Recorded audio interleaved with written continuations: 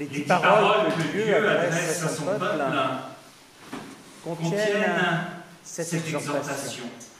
Souviens-toi du jour du repos pour le sanctifier. Exhortation après une semaine de labeur à rester là, à attendre ce que Dieu nous donne en plus.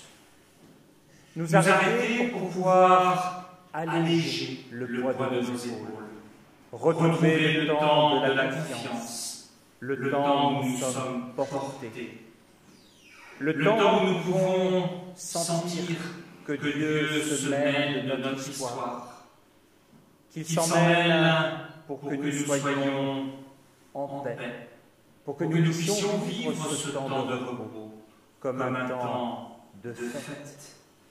Alors, je vous invite à chanter cette reconnaissance qui est la nôtre, avec le numéro 255, Nos cœurs chantent.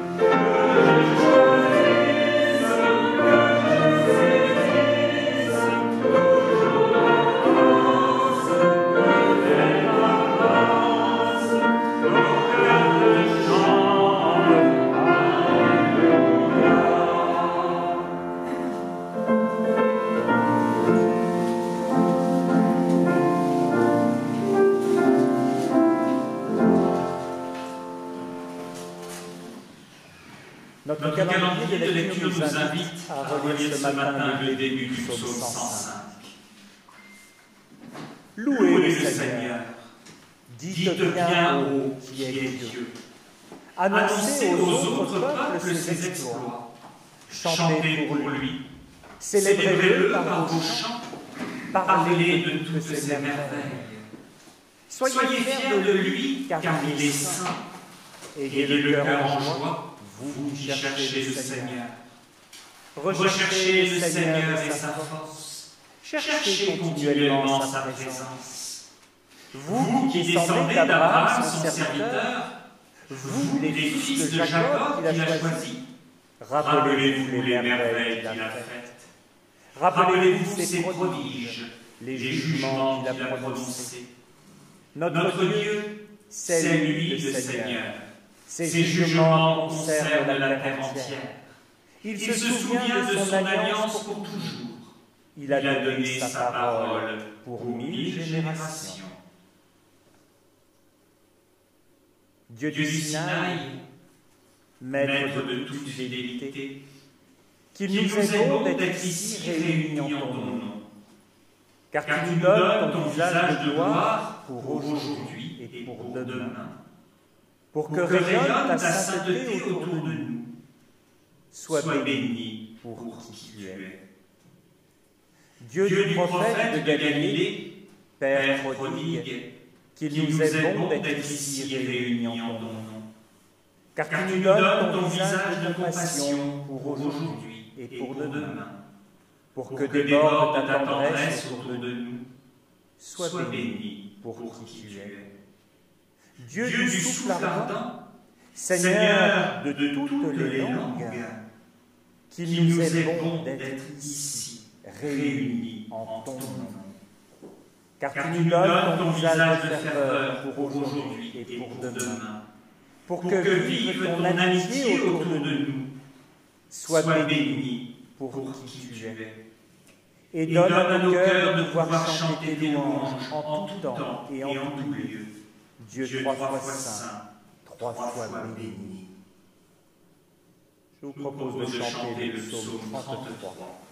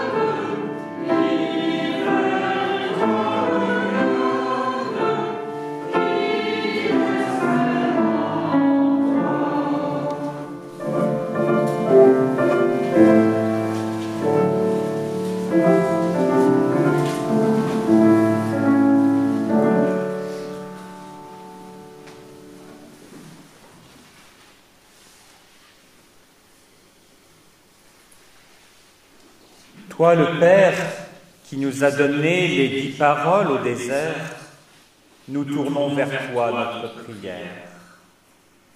Accompagne notre marche au désert.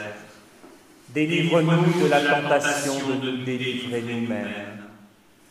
Quand demain nous serons perdus dans nos choix, redis-nous que seule ta tendresse est le terreau de notre liberté. Quand demain nous serons fascinés par le miroir sans fin des images de nous-mêmes, entraîne notre regard au discernement de l'invisible, là où se fondent les êtres et le monde.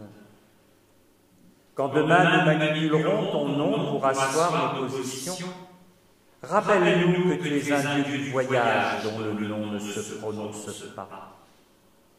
Quand demain nous oublierons le chemin et le goût de la halte, apaise nos pas et redonne-nous la mémoire du 7e jour. Quand demain nous serons en difficulté avec nos parents, ne nous laisse pas oublier qu'ils sont la racine par où notre vie a passé. Quand demain la violence barrera l'horizon, lorsqu'autrui nous sera intolérable, creuse dans notre impossible le possible de ta paix. Quand demain notre amour s'étiolera et que nous vivrons dans d'autres rêves, renouvelle en nous la vie d'où monte tout élan vers l'autre. Quand demain nous viendra l'idée de la possession et du rapt, dessine en nous ton amour qui vit d'être donné. Quand demain nous serons tentés d'accabler autrui pour nous sauver, sur la peur et sur le mensonge, découpe en nous l'audace de la vérité. Quand demain nous serons agités par le désir d'être autres, rends-nous à la joie d'être nous-mêmes. Père qui nous a donné les 10 paroles, il est temps de conjuguer nos vies aux 10 temps de ta liberté. Et nous tournons vers toi notre prière, accompagne notre marche au désert.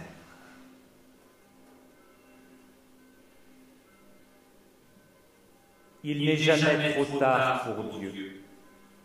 Il ne fait jamais trop sombre pour Dieu. Nul n'est jamais perdu pour Dieu. Rien ni personne ne prendra jamais notre place en sa maison. Il nous attend, il nous attendra encore le temps qu'il faudra. Cette fois, nous savons où aller. Nous mettrons nos pas dans ceux du ressuscité. Et déjà la fête commence, elle durera pour l'éternité. Car c'est moi, dit Dieu, c'est moi qui vous réconforte, afin que votre joie soit parfaite. Chantons le numéro 266. Rendons gloire à Dieu notre Père.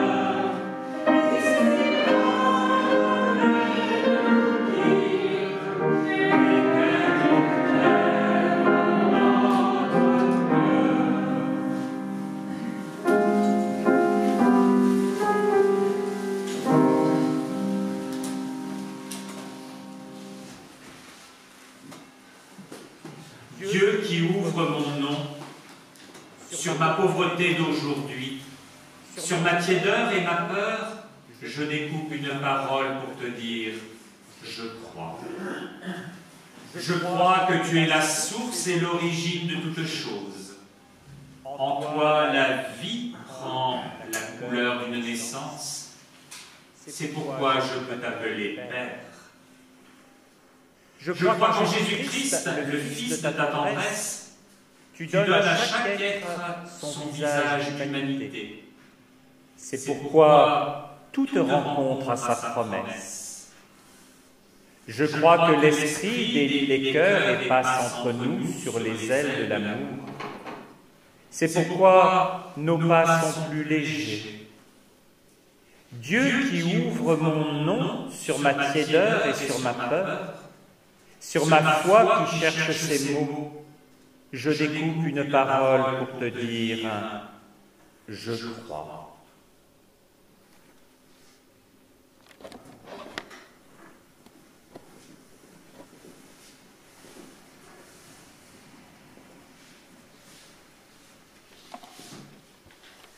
Nous prions avant d'écouter les lectures bibliques.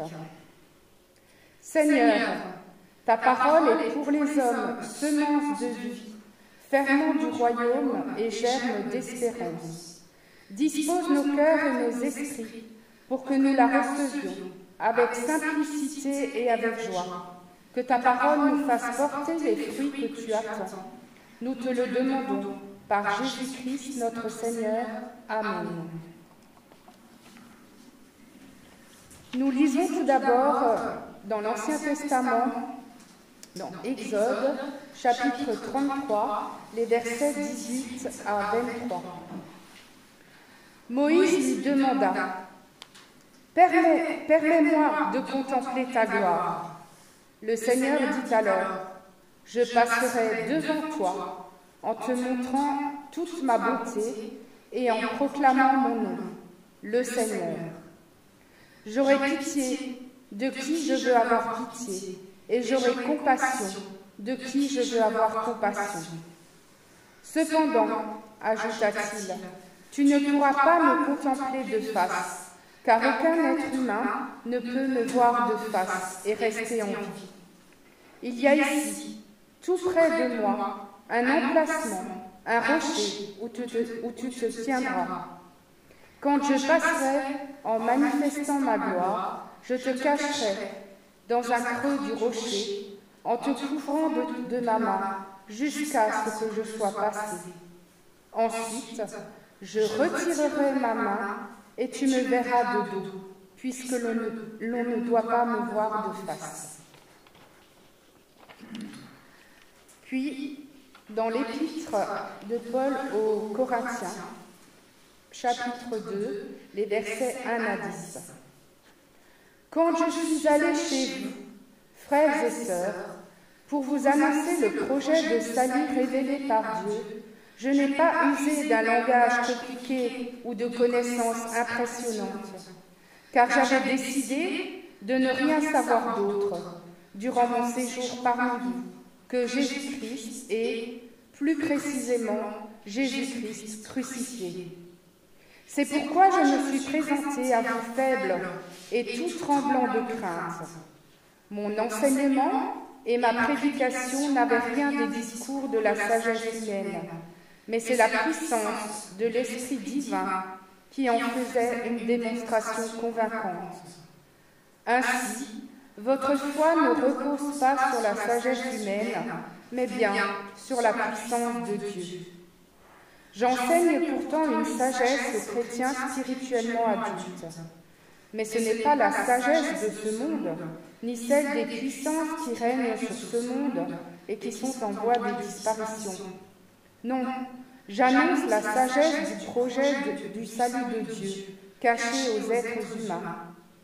Dieu l'avait déjà préparé avant la création du monde pour nous faire participer à sa gloire. Aucune des puissances de ce monde n'a connu cette sagesse. Si elle l'avait connue, elle n'aurait pas crucifié le Seigneur à qui appartient la gloire. Mais, comme le déclare l'Écriture, ce que personne n'a jamais vu ni entendu, ce à quoi personne n'a jamais pensé, Dieu l'a préparé pour ceux qui l'aiment.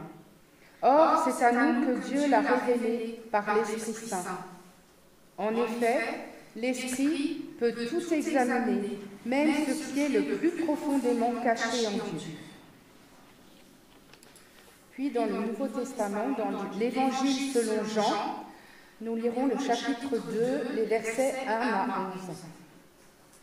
Le 3e jour, il y eut un mariage à Cana, en Galilée.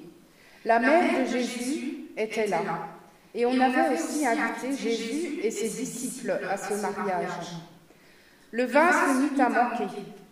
La mère de Jésus lui dit, « Ils n'ont plus de vin. » Mais Jésus lui répondit, « Que me veux-tu? Mon heure n'est pas encore venue. » La mère de Jésus dit au serviteur, « Faites tout ce qu'il vous dira. » Il y avait là 6 jarres de pierre que les Juifs utilisaient pour leur rite de purification. Chacune d'elles pouvait contenir une centaine de litres. Jésus dit au serviteur, « Remplissez d'eau ces jarres. » Ils les remplirent à ras-bord. Alors Jésus leur dit, « Puisez maintenant de cette eau et portez-en au maître de la fête. » C'est ce qu'ils firent. Le maître de la fête goûta l'eau changée en vin. Il ne savait pas d'où venait ce vin, mais les serviteurs qui avaient puisé l'eau le savaient. Il appela donc le marié et lui dit, « Tout le monde commence par offrir le meilleur vin, puis, quand les invités sont ivres, on sert le moins bon. Mais toi, tu as gardé le meilleur vin jusqu'à maintenant. » Voilà le commencement des signes extraordinaires que fit Jésus. Cela eut lieu à Cana, en Galilée. Il manifesta sa gloire et ses disciples crurent en lui.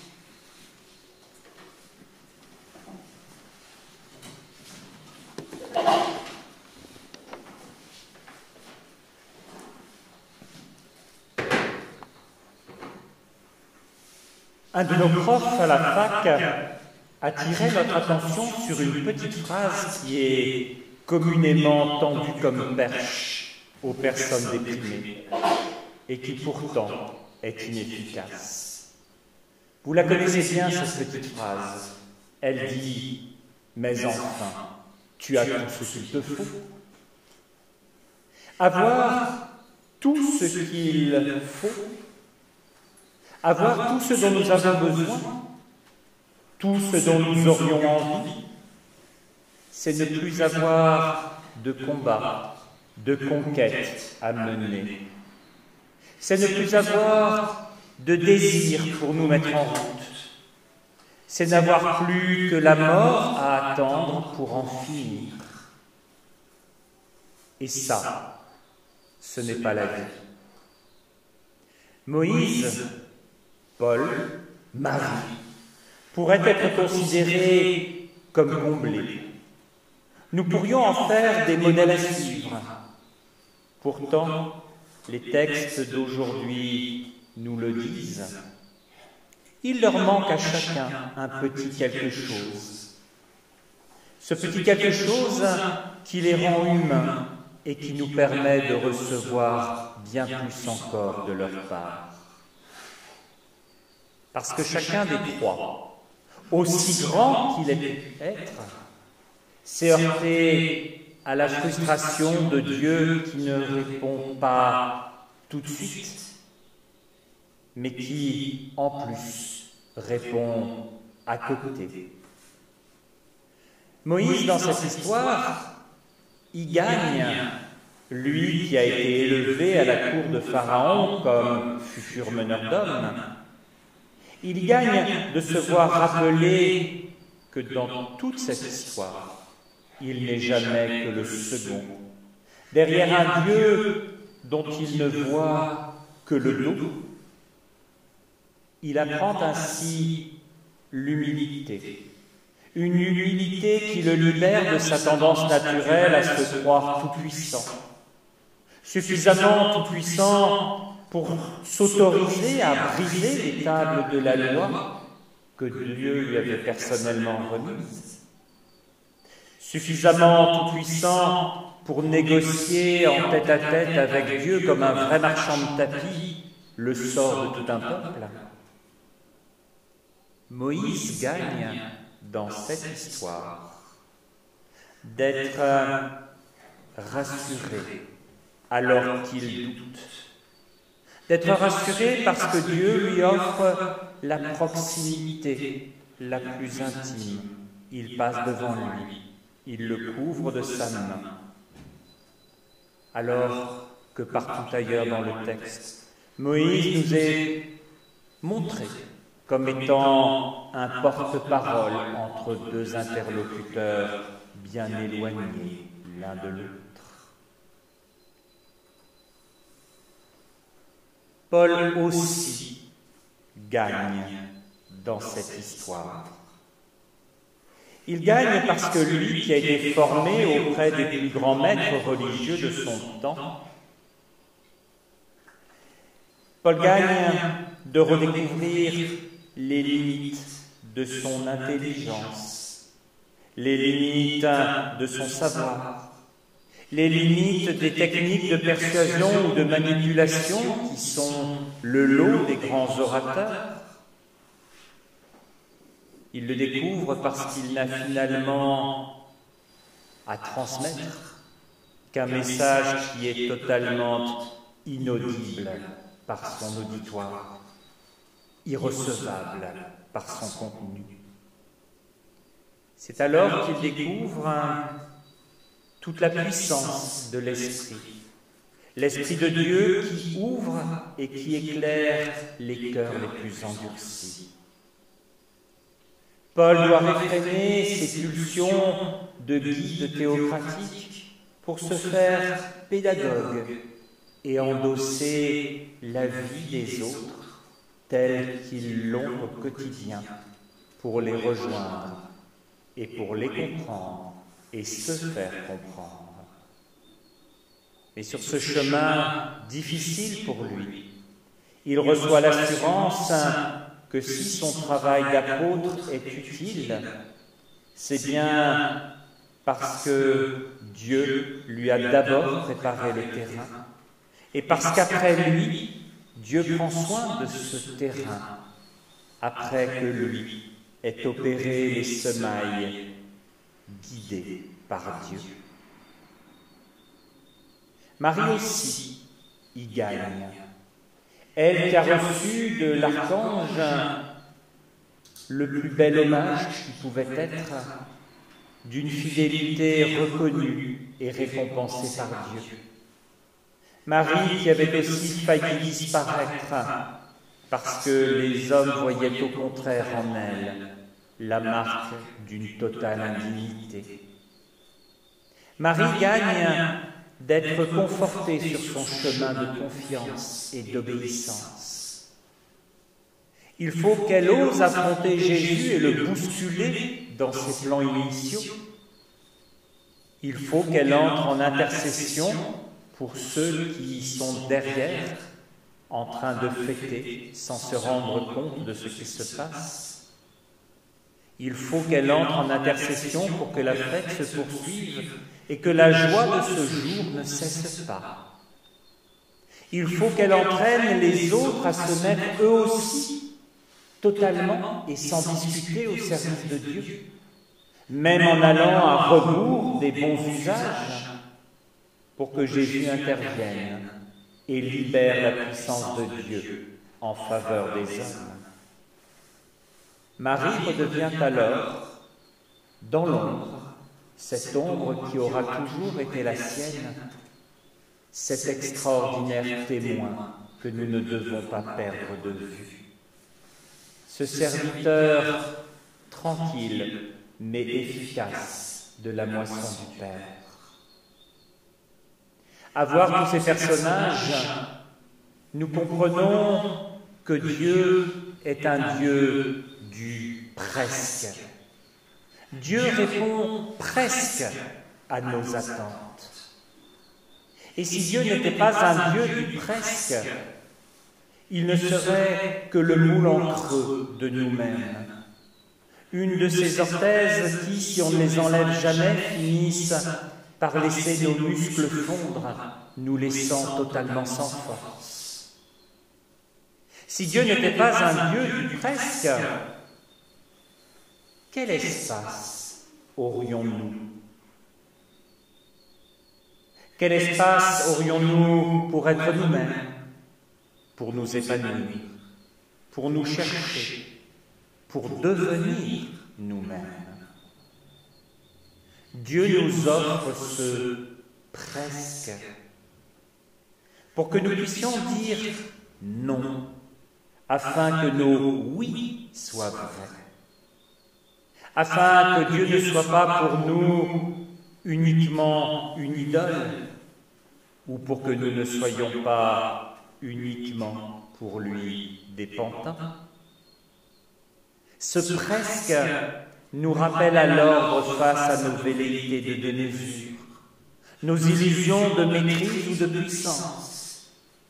Il nous ramène à nos fragilités et à nos limites. Mais en tout cela, il nous offre aussi l'humilité qui rouvre les oreilles et les yeux sur le monde. Il nous offre une juste présence, proche, sans être étouffante. Une juste présence qui ouvre un espace à la confiance et à la sécurité. Il nous offre aussi l'humour des petits décalages entre l'imaginaire et le réel. Cet humour qui nous ouvre à la réflexion et à l'inventivité. Il nous offre la vision des autres sur des chemins imparfaits, en quête d'amour, tout comme nous. Et cela nous dit, nous redit inlassablement qu'en lui, nos vies ont un sens. Alors, béni soit le Dieu qui répond presque à nos attentes.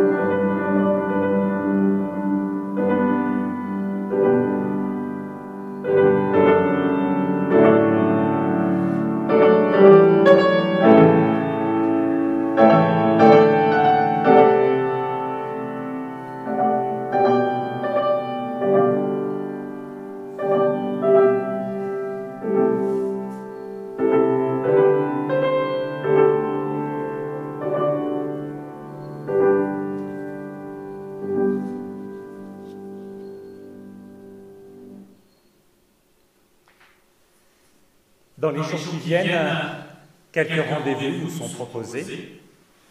2 études bibliques cette semaine, demain à 18h30 à Isaac et jeudi à 20h à Terre Nouvelle. Terre Nouvelle dont le pasteur sera l'invité de la théière qui redémarre ses activités vendredi à 14h30 ici même. Théière au cours de laquelle il nous parlera de son ministère pastoral en matière d'interreligieux et de diaconie. Dimanche prochain, culte à Dormac à 10h. Et puis, comme nous serons dans la semaine de prière pour l'unité des chrétiens, il y aura 2 célébrations œcuméniques, l'une à Saint-Martin à 10h et l'autre à Saint-Jean-Baptiste à Isaac, non moins à 10h. Le prochain culte commun sera la semaine suivante, le 30 janvier, à Saint-Marc. Et merci à Jean-Jacques pour le cadeau ce matin. Je vous propose de chanter le numéro 320. Nous avons vu les pas de notre Dieu. Nous en chanterons les 4 premières strophes et la dernière, la 6e. Amen.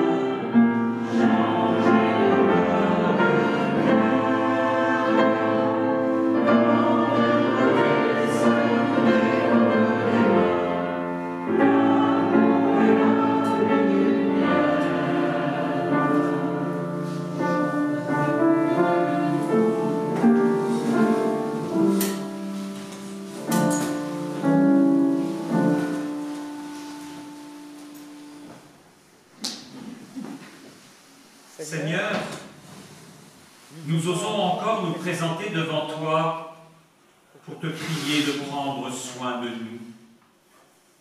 Ne nous laisse pas tranquilles jusqu'à ce que nous trouvions en toi le repos.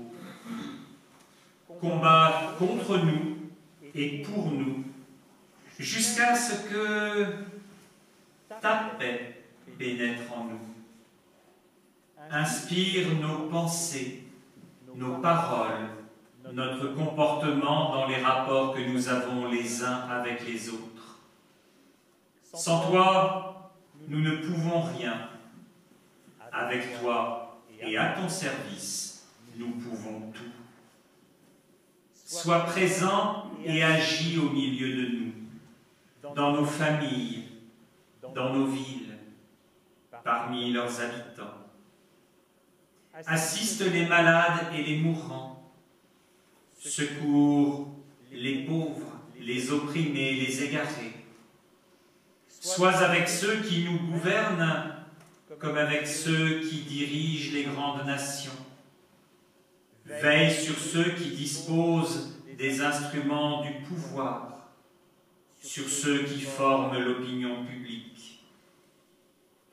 Permets que beaucoup d'amour inspiré par toi aille à l'encontre de tant de haine dans le monde. Permets qu'un solide bon sens agisse contre tant de déraison. Permets que non seulement quelques gouttes, mais tout un fleuve de justice s'oppose à tant d'injustice. Tu sais mieux que nous ce qui doit advenir de nous et du monde, et surtout ce qui doit finalement servir à ta gloire. C'est pourquoi, confiants et apaisés, nous mettons toute notre espérance en toi. Seigneur Dieu, tu as fait resplendir dans le Christ la gloire que tu nous promets. Accorde-nous dès maintenant d'en refléter l'éclat, qu'ainsi notre vie présente soit déjà habitée par l'avenir que tu as préparé pour nous dans ton royaume, pour les siècles des siècles. Amen. Et en communion avec les croyants de tous les temps et de tous les lieux, nous reprenons ces mots que le Seigneur lui-même nous a enseignés. Notre Père, qui es aux cieux, que ton nom soit sanctifié, que ton règne vienne, que ta volonté soit faite sur la terre comme au ciel. Donne-nous aujourd'hui notre pain de ce jour. Pardonne-nous nos offenses, comme nous pardonnons aussi à ceux qui nous ont offensés. Et ne nous laisse pas entrer en tentation, mais délivre-nous du mal. Car c'est à toi qu'appartiennent le règne, la puissance et la gloire, au siècle des siècles. Amen.